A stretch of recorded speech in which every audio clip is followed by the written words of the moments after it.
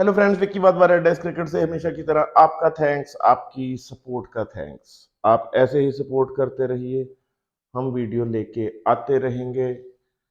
Cricket equipment के regarding हर information जो हम फैक्ट्री में एक्सपीरियंस करते हैं आपके साथ शेयर करना चाहते हैं। आज का टॉपिक बहुत ही इंटरेस्टिंग और इंफॉर्मेटिव। क्रिकेट बैट के रख रखाव के रिगार्डिंग काफ़ी वीडियो हमने किए हैं, पर आज का वीडियो थोड़ा सा स्पेशल है।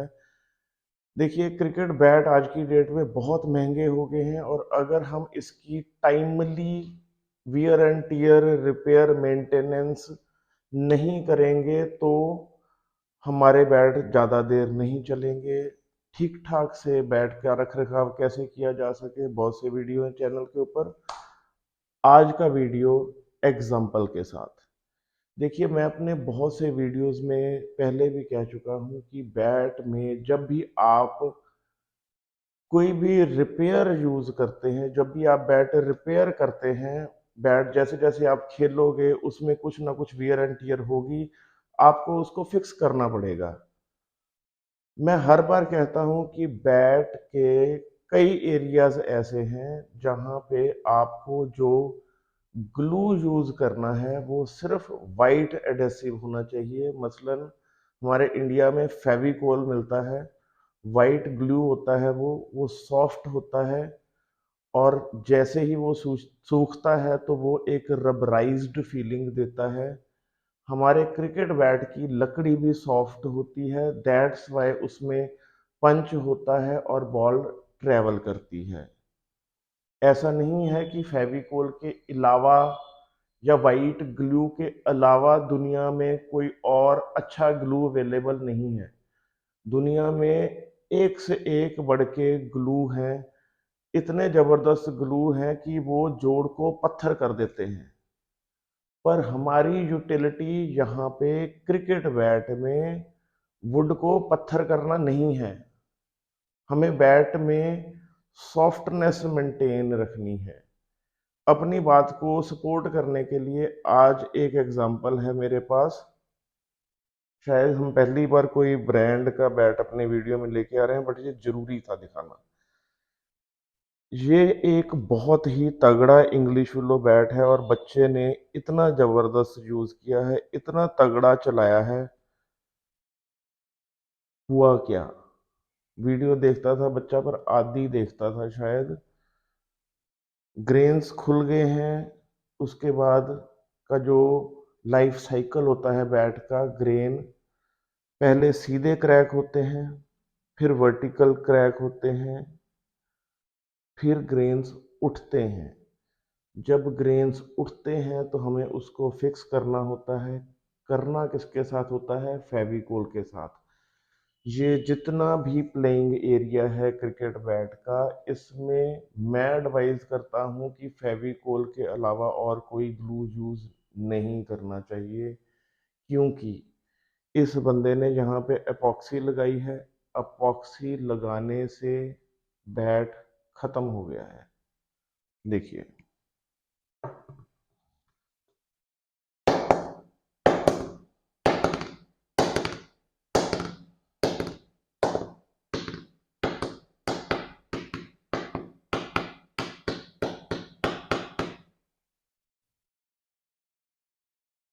ऐसा नहीं है कि ये सही से फिक्स नहीं हुआ है, ये ग्रेन्स बिल्कुल सही से फिक्स हुए हैं, बिल्कुल सही तरीके से ग्लू करने के बाद इसको बैठाया गया है। बट आप साउंड से देख सकते हैं कि इसका क्रस्ट शीशे जैसा हो गया है, इसने अपनी सॉफ्टनेस खो दी है। अगर यही रिपेयरिंग वर्क फेविकोल से हुआ होता तो ये बहुत ही तगड़ा और बहुत ही महंगा बैट बच सकता था। अब इसकी कोई रेमेडी नहीं है, अब ये बैट टोटली खत्म हो चुका है। आज के वीडियो में मैं ये बताना चाह रहा हूँ कि जहाँ जहाँ पे भी प्लेइंग एरिया है, चाहे वो एज फिक्स करने हैं, चाहे आपने सरफेस को फिक्स करना है, चाहे आपने जहाँ पे भी बॉल लगती है बैट की वो वाला एरिया फिक्स करना है, कभी भी फेविकोल के अलावा कोई और ग्लू यूज़ नहीं करना चाहिए। आप एपॉक्सी यूज़ कर सकते हैं अगर आपको थ्रेड बाइंडिंग करनी है। अगर आपको थ्रेड बाइंडिंग टो पे करनी है, हैंडल के पास करनी है, तो आप वो थ्रेड बाइंडिंग एपॉक्सी से कर सकते हैं। अगर आपको जैसे आजकल टो गार्ड नहीं लग रहा है बैट, आईसीसी ने बैन कर दिया है, बैट में मॉइस्चर चढ़ता है नीचे से, आप एक लेयर एपॉक्सी की टो के ऊपर लगा सकते हैं, उसका कोई नुकसान नहीं है। अगर आपका जो हैंडल है उसमें कोई फ्लेक्सिबिलिटी ज़्यादा है, या अगर आपने कोई हैंडल की रिपेयर करनी है तो उसमें एपॉक्सी बिल्कुल नहीं लगानी। रीज़न कि हैंडल में हमें फ्लेक्सिबिलिटी चाहिए और एपॉक्सी सारी फ्लेक्सिबिलिटी ख़त्म कर देगी। तो हैंडल की जो भी रिपेयर होगी वो भी फेविकोल से ही होनी चाहिए, नहीं तो वो हार्ड हो जाएगा। नो डाउट एपॉक्सी फेविकोल से तगड़ा एडहेसिव है, पर हमें यूटिलिटी नहीं है उसकी। आई एम होपफुल कि आपको एपॉक्सी के और फेविकोल के प्लस माइनसेस का आइडिया हो चुका होगा, और आगे से आप कोशिश कीजिए। मैं समझता हूँ कि ये बिल्कुल हमारा बैट के साथ लगाव होता है, हम बैट के साथ अटैच होते हैं, जो एक शौक की, एक पैशन की आइटम होती है, हमें उससे बहुत प्यार होता है। हम छोटे बच्चे होते थे, हम अपने साइकिल से बहुत प्यार करते थे। हमें लगता था कि यार ये साइकिल रिपेयर वाले तो ऐसे ही पैसे ले लेते हैं, हम खुद ही उसके कुत्ते खोल के बैठ जाते थे, गोलियां निकाल लेते थे, फिर रिपेयर के लिए लेके जाते थे मैकेनिक। समझ सकते हैं ना कि एक अटैचमेंट है चीज के साथ हमारी।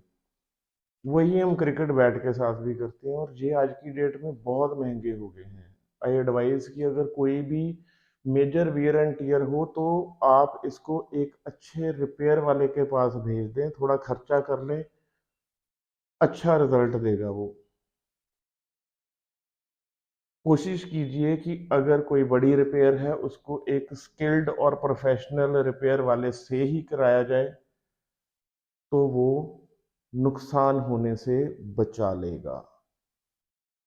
एक क्वेश्चन काफ़ी वीडियोस में एक भाई कमेंट कर रहा है कि सिंगापुर केन हैंडल, अंडमान केन हैंडल, असम केन हैंडल, और ये सारे केन हैंडल्स के ओरिजिन के बारे में वो जानना चाह रहा है शायद। देखिए, जो क्रिकेट बैट में केन यूज होता है, केन पेड़ नहीं होता है।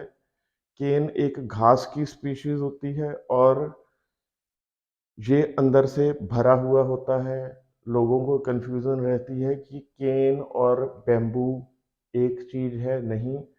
बैम्बू अंदर से खाली होता है, केन अंदर से भरा हुआ होता है। क्रिकेट बैट में जो केन यूज होता है वो मेनली सिंगापुर से आता है। ऐसा नहीं है कि वो सिंगापुर में ही ग्रोन होता है। वो जो आइलैंड्स हैं, इंडोनेशिया, वियतनाम, बाली, सिंगापुर, फिलीपींस, केन उस जगह का प्रोडक्ट है, बट उसकी जो ट्रेडिंग है, जो उसकी मार्केट है, पहले टाइमों में सिंगापुर में होती थी। सिंगापुर से वो ट्रेड होता था, इसका नाम सिंगापुरी केन रख दिया गया है, इसलिए इसको नॉर्मल लैंग्वेज में सिंगापुरी केन कहते हैं, जो सिंगापुर से आता है। अंडमान निकोबार भी सेम तरह का क्लाइमेट है, हमारे इंडिया का एक पार्ट है, वहाँ पे भी यही केन होता है। बहुत साल पहले वहाँ का केन भी यूज होता था, बट वहाँ का केन और सिंगापुर का केन क्वालिटी वाइज बहुत फर्क होता है। सिंगापुर का केन बहुत ही फ्लेक्सिबल और बहुत ही हाईटेक वे में प्रोसेस्ड होता है। हॉवेवर जो हमारा अंडमान का केन है उसमें फ्लेक्सिबिलिटी भी कम होती है, और आई डोंट नो कि वहाँ पे ऐसा इंफ्रास्ट्रक्चर क्यों नहीं है जहाँ पे प्रोसेसिंग प्लांट्स इतने ज़बरदस्त नहीं होंगे शायद। दैट्स वाई उसका अपीयरेंस, उसकी लुक्स और उसकी परफॉर्मेंस कंपैरेटिवली उतनी अच्छी नहीं है जो सिंगापुर केन की होती है। उसके अलावा इंडिया में बहुत सी जगह पे केन होता है। कर्नाटका में केन होता है, असम में केन होता है। कर्नाटका वाला केन ज़्यादा फ्लेक्सिबल नहीं होता, वो बैट इंडस्ट्री में यूज़ नहीं होता। असम में जो केन होता है उसकी स्पीशीज, अंडमान केन और सिंगापुर केन, इनकी तो स्पीशीज भी मिलती है ना, अंडमान केन और सिंगापुर की स्पीशीज मिलती है, पर असम के केन में वो डिफरेंट स्पीशीज का होता है, वो इतना मोटा हो ही नहीं पाता है। वो मल्टी स्टिक हैंडल, जैसे 9 stick cane handle, 12 stick, 16 sticks, 4 sticks, 9 sticks, ऐसे जो मल्टी स्टिक्स हैंडल पहले टाइमों में बना करते थे उसमें यूज होता था। आज भी थोड़ा बहुत यूज होता है, कुछ सस्ते बैट्स, कुछ सस्ते वेरिएंट्स में, कुछ सेमी केन हैंडल होता है उसमें वो यूज होता है। तो बेसिकली असम का केन भी अच्छा है, उसमें कोई प्रॉब्लम नहीं है, वो लेदर बॉल बैट्स में भी यूज हो सकता है, होता रहा है। बट सिंस मल्टी स्टिक, ज्यादा स्टिक्स को जोड़ के जो भी हैंडल बनता है, नो डाउट कि उसकी स्ट्रेंथ तो लाजवाब होती है, बट बहुत सारा, बहुत सी स्टिक्स को जोड़ के बनाया जाता है, उसमें बहुत सा ग्लू इन्वॉल्व होता है जिससे बैट के हैंडल का वेट बढ़ जाता है। और वेट का तो आपने डंडा कर रखा है कि 1205 ग्राम का बैट तो गुर्दे फेल कर देगा हमारे।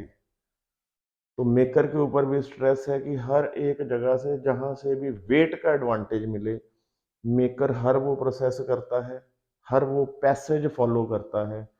इसलिए वो बहुत ही बढ़िया हैंडल चलन से बाहर हो गए हैं।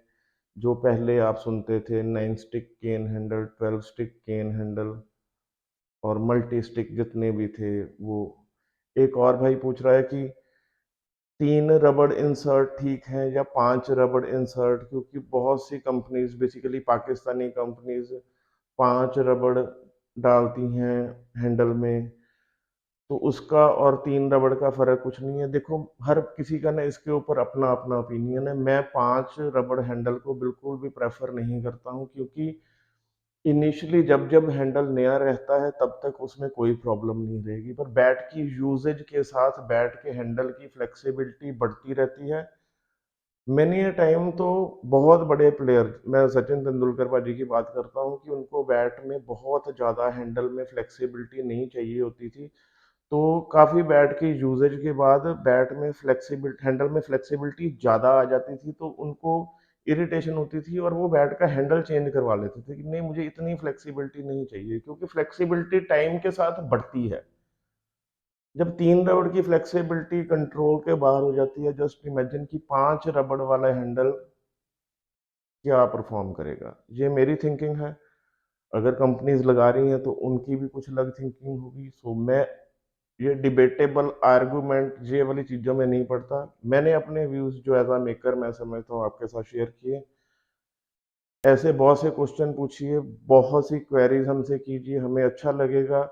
आपके एक एक क्वेश्चन का ट्राई करेंगे कि हम आंसर देख सकें। Keep watching, keep sharing. Thank you.